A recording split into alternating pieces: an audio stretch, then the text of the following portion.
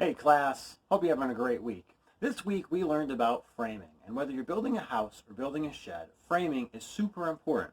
Here I am in my shed, and you can see some of the parts that were used to frame out my shed. You can see the studs, you can see the two top plates, you can see the header for the door, the trimmer or jack studs. You can also see some of the markings that were used when they made it.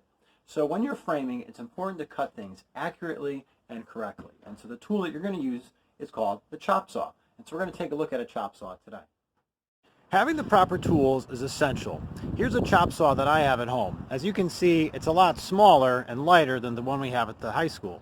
The one at the high school can slide. This one is just a regular Craftsman chop saw.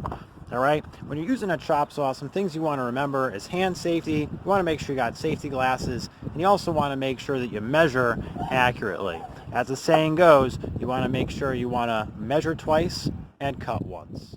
The chop saw I have at home is really all you can do is cut a 2x4 with it, and that's all I really need to use when I'm at home. If I got to cut something bigger, I'll use a circular saw or another tool. But as I said, measuring and making sure that you watch your hands are super important when you're using a chop saw. I got my buddy Gonzo over here helping me out. Say hi, Gonzo.